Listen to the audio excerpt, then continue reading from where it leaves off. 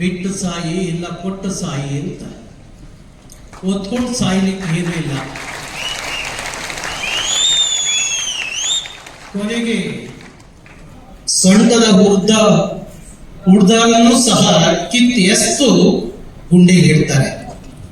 ಹಾಗಾಗಿ ಒತ್ತು ಸಾಯ್ಲಿಕ್ಕೆ ಹಾಕದೆ ಮೇಲೆ ಬಿಟ್ಟು ಸಾಯ್ಲೇಬೇಕು ಅನ್ನೋದು ಒಂದ್ ಕಡೆ ಮನಸ್ಸು ಒಪ್ಪದೆ ಹೋದ್ರೆ ಈ ತರ ವ್ಯಕ್ತಿಗಳಿಗೆ ಕೊಟ್ಟು ಸತ್ರೆ ಆ ದೇವರ ನಾನಿವತ್ತು ಮಾತಾಡಬಾರ್ದು ಅಂತ ಹೇಳಿ ಅನ್ಕೊಂಡಿದ್ದೆ. ದಿವ್ಯ ಒಂದು ಮಾತಾಡಿ ಎಂದ್ರು.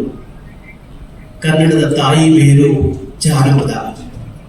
ಆ ತಾಯಿ ಬೇರು ಎಲ್ಲಿವರೆಗೂ ಗಟ್ಟಿಯಾಗಿರುತ್ತೋ ಕನ್ನಡ ಸೂರ್ಯಚಂದ್ರ ಇರೋವರೆಗೂ ಗಟ್ಟಿಯಾಗುತ್ತಿದ್ದಕ್ಕೆ ಇಂಥವರು ಸಾಕ್ಷಿ.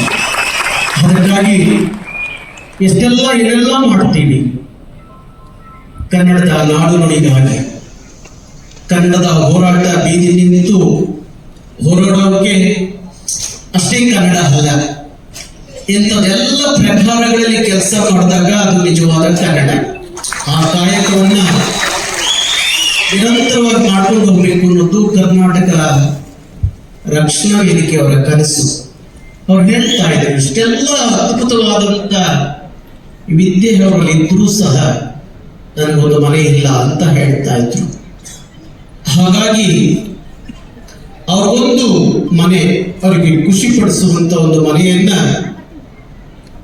ನಾವು ಕರ್ನಾಟಕ ರಕ್ಷಣಾ ವೇದಿಕೆಯವರು ಕಟ್ಟಿಕೊಡ್ತೀವಿ ಅನ್ನುವ ಮಾತನ್ನು ಹೇಳಿದ್ರೆ ಆ ಭಗವಂತ ಇನ್ನೂ ಆಯಸ್ಕೊಡ್ಲಿ,